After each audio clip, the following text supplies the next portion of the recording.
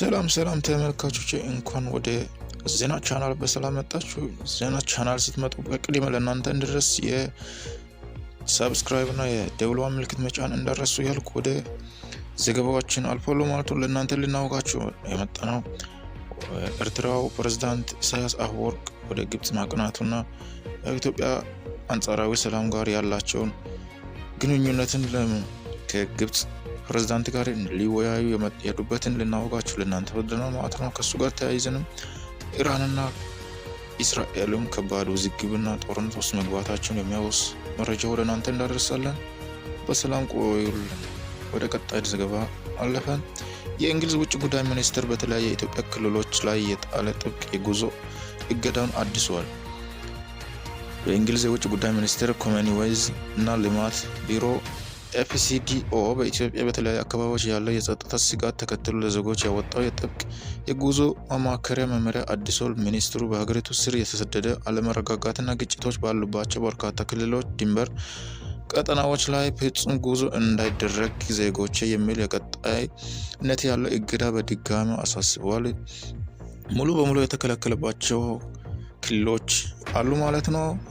እነሱም የእንግሊዝ ውጭ ጉዳይ ሚኒስትር ባወጣው መሰረት ከነዚህ ዋነኛው የተባለ ክልሎች 3 ናቸው ማለት ነው። እነሱም በትግራይ በአማራና በጋምቤላ ክልሎች ሙሉ በሙሉ የጉዞ ክልከላ ተደርጓል ማለት ነው። እነዚህ በተጨማሪም በሀገሪቱ ድንበር ቀጠናዎችም ጥብቅ እገዳ ተጥሎባቸዋል ማለት ነው። በሱዳን ድንበር፣ በቤንሻንጉል ጉሙዝ፣ ደቡብ ሱዳን፣ በኬንያ ድንበሮች፣ በኦሮሚያ ክልል ምዕራብ ወለጋ አስገዳጅ ካልሆነ በስተቀር ጉዞ እንዳይደረግ የተመከረበት አካባቢዎች ማለት ነው። ኤርትራ ድንበርም እንደዛው ከ10 እስከ 15 ኪሎ ሜትር ርቀት ባሉበት ቦታ እንዳይሄዱ ተብሎ በእንግሊዝ አውጥቷል ማለት ነው። ሌላኛው የፕሬዝዳንት ኢሳያስ አፈወርቅን የሚያወስ ማለት ነው። የፕሬዝዳንት ኢሳያስ አፈወርቅ በኢትዮጵያ ላይ ያነጣጠረ የተባለው የዲፕሎማሲያዊ እንቅስቃሴ ለመቀጠል ካይሮ ገቡ። የኤርትራ ፕሬዝዳንት ኢሳያስ አፈወርቅ ለ3 ቀናት የሚቆየው ይፋዊ ስራ ጉብኝት ለማድረግ ዛሬ ወደ ግብጽ ዋና ከተማ ካይሮ አቅንተዋል። ይህ ጉዞ ግብጽና ኤርትራ በአፍሪካ ቀንድ አካባቢዎች በኢትዮጵያ ላይ የጀመሩትን የዲፕሎማሲና የደህንነት ከበባን ሊበልጥን ለማጥበብ የሚደረግ እንቅስቃሴ አካል መሆኑን የፖለቲካ ተንታኞች እየገለጹ ይገኛሉ። የኤርትራ ማዕከላዊ መረጃ ሚኒስቴር ይፋ ባደረገው መሰረት ፕሬዝዳንት ኢሳያስ በካይሮ ቆይታቸው ከግብጽ ፕሬዝዳንት አብዱ ፈታህ አልሲሲ ጋር የሁለትዮሽ የኢኮኖሚክ ደህንነት ትብብር በሚል አጀንዳ ላይ ይመክራል ተብሏል። ይሁን እንጂ የሁለት ሀገሮች መሪዎች የውይይት ማዕከል የአፍሪካ ቀንድ ወቅታዊ ሁኔታ፣ የሱዳን ቀውስ እና የቀይ ባህር ደህንነት መሆናቸው ተገልጿል። ይህ የግብጽ በሱዳን በህዳሴ ግድብ ዙሪያ በኢትዮጵያ ላይ የምታደርገው ጫና ለማገዝ እና ኢትዮጵያ በቅርብ ያደረጋቸው የባህር በር የማግኘት ህጋዊ ጥረት በጋራ ለመቃወም የተወሰነ ስልታዊ ስራ እንደሆነ በስፋት እየተዘገበ ነው የሚገኘው። ካይሮና አስመራ ከዚህ ቀደም ከሞቃዲሾ ጋር በመሆን በኢትዮጵያ ላይ የሶስትዮሽ ጥምር መፍጠራቸው የሚታወስ ሲሆን አሁን ስብሰባ ይህን ኃይል አሰላለፍ ለማጠናከር ያለመ ነው ተብሏል። በተለይም የቀይ ባህር ደህንነት ቀጠና የባህር ዳርቻ ባለቤት ለመሆን ሀገሪቱ ብቻ የተወ መሆኑን አለበት በሚል የሚነሳው አቋም የኢትዮጵያ ስልታዊ ጥቅምና የቀጣይነት የጋራ ጠቀሜታ ያላገናዘበ ይልቁንስ ለአካባቢ አለመረጋጋት የሚከፍል አካል መሆኑን ተንታኞች ያስጠነቀቁ ይገኛሉ ማለት ነው።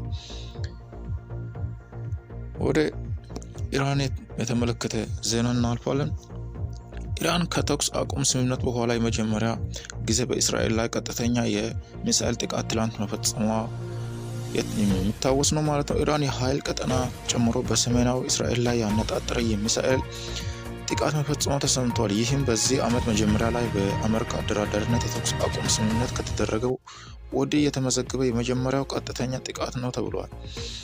ጥቃቱም ተከትሎ በሰሜናዊ እስራኤል በተለያዩ አካባቢዎች የአየር ላይ ጥቃት መከላከያ ሳይሮች ድምጽ የተሰማ ሲሆን ኃይሎቹ ፍንዳታዎች መከሰታቸው ተዘግቧል። ይህን አሁን ጥቃቱ የተሰነዘረው እስራኤል በሊባኖስ ውስጥ እያካሄደች ካለች ወታደራዊ ዘመቻ ጋር ተያይዞ በቀጠና ያለው ውጥረት ከፍተኛ ደረጃ ላይ በመድረሱ ነው ተብሏል። የኢራን እስላማዊ ዘብ ጥበቃ ጦር IRGC ባወጣው መግለጫ የሚሳኤል ናዳው እስራኤል የሂዝቦላ ይዞታ በሆነች በደቡባዊ ባይሩት ላይ ላደረሰበት የአየር ድብደባ የተሰጠው የአጸፋ ምላሽ መሆኑን አስታውቀዋል። ቴህራንም እስራኤል የተቀመጡትን ቀይ መስመር አልፋለች፣ ቀደም ሲል የተደረገ መግባባት ጥሳለች በማለት እየከሰሰች ይገኛል። እስራኤል መከላከያ ሰራዊት IDF በበኩሉም የተተኮሱት አብዛኛው ሚሳኤሎች አየር መከላከያ ስርዓት ማክሸፍ መቻሉን ገልጻ እስካሁን በሰው ላይ የደረሰ አስቸኳይ ጉዳይ እንደሌለ ነው የተመለከተው። የኢራን ባለስልጣናት ይህ ጥቃት እንደ መጀመሪያ ምላሽ ሊወስዱ እንደሚገባው ያስጠነቀቁ ሲሆን የእስራኤል ወታደራዊ ዘመቻ በሊባኖስ ውስጥ የሚቀጥል ከሆነ የከፋ ወታደራዊ እርምጃ እንደምንወስድ ሲል ዝተዋል። አብዮታዊ ጥበቃ የጦር ኃይሎች ወደፊት በሚኖር ማንኛውም ግጭት እስራኤል ሆነ አሜሪካ ስትራቴጂካዊ ተቋማት ጥበቃ ኢላማ ሊሆን እንደሚችል ምልክት ሰጥተዋል። የአሜሪካ ፕሬዝዳንት ዶናልድ ትራምፕ በበኩላቸው ቴህራን ወደ ድርድር ጠረጴዛ እንድትመለስና የተኩስ አቁም ማዕቀፍ እንድታከብር ጥሪ ያቀረቡ ሲሆን ሰፊ ቀጠናዎች የጦር ሊንቀሳቀስ የሚችል ማንኛውም ድርጊት እንዲቆጠብ አስጠንቅቀዋል። ይህ የቅርብ ጊዜ የሚሳኤል ልውውጥ ሊባኖስ ግንባር በኢራንና በእስራኤል መካከል የሚፈጠረው ቀጥተኛ ፍጥጫ በድጋሚ ዋነኛ ምላሽ እየሆነ መምጣቱን አመልካች ነው ተብሎ ነገር ግን እንዲሆነም እስራኤል በራሷን አጸፋዊ ምላሽ እየሰጠች በዋና ከተማ ቴህራን ውስጥ ፍንዳታዎች እየተሰማ እንደሆነና በቀጥታ በምስል ላይ እንደምንመለከተው እየታየ ነው ማለት ነው።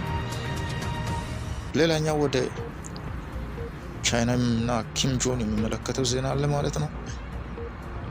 የቻይና ፕሬዝዳንት ሺ ጂንፒንግ ሰሜን ኮሪያ ገቡ። የዓለማችን አይን ፍጥጫ ወደ ቻይናና ሰሜን ኮሪያ አዙሯል። የቻይና ፕሬዝዳንት ሺ ጂንፒንግ ለይፋዊ ስራ ጉብኝት ሰሜን ኮሪያ ሲገቡ በሀገሪቱ መሪ ኪም ጆን ደማቅ አቀባበል ተደርጎላቸዋል። የቻይና ፕሬዝዳንት ሺ ጂንፒንግ ለሁለት ቀናት የሚቆይ የስራ ጉብኝት ለማድረግ ፒዮንግያንግ አውሮፕላን ማረፊያ ሲደርሱ በሀገሪቱ መሪ ኪም ጆንግና በቀዳማዊት እመቤት ራይ ሶል-ጂን ደማቅ አቀባበል ተደርጎላቸዋል። ከ7 ዓመት በኋላ ለመጀመሪያ ጊዜ የተደረገው ይህ የቻይና መሪ ጉብኝት በሁለትዮሽ ሀገሮች መካከል ያለው ጥብቅ ወዳጅነት የሚያሳይ መልኩ በ21 ጊዜ የመድፍ ተኩስና በደማቅ ወታደራዊ ስርዓት የታጀበ ነበር። በመቶ ሺዎች የሚቆጠሩ የሰሜን ኮሪያ ወታደሮች ለሺ ጂንፒንግ ጤና እንመኛለን በማለት በከፍተኛ ድምፅ የእንኳን ደህና መጣችሁ መልእክት አስተላልፈዋል። ፕሬዝዳንት ሺ ጂንፒንግ በሰሜን ኮሪያ ሮዳኒንግ ሲሙስ ጋዜጠኛ ላይ ባሰፈሩት ጽሑፍ ዘመን ቢቀየር ዓለም አቀፍ ሁኔታ ቢለዋወጥ በቻይናና በሰሜን ኮሪያ መካከል ያለው ወዳጅነት የማይበገር ነው ብለዋል። የሁለትዮሽ ሀገሮች ግንኙነት በአዲስ ታሪክ መጀመሪያ ላይ እንደሚገኝ ፕሬዝዳንት ገልጿል። ይህ ጉብኝት ፕሬዝዳንት ሺ ከሩሲያ ፕሬዝዳንት ቭላዲሚር ፑቲን እና ከአሜሪካ ፕሬዝዳንት ዶናልድ ትራምፕ ጋር በተከታታይ ስብሰባ ካደረጉ በኋላ የተከናወነ መሆኑን ለቀጣይ ፖለቲካ ትልቁ ትርጉም እንደሚኖር አድርጎታል።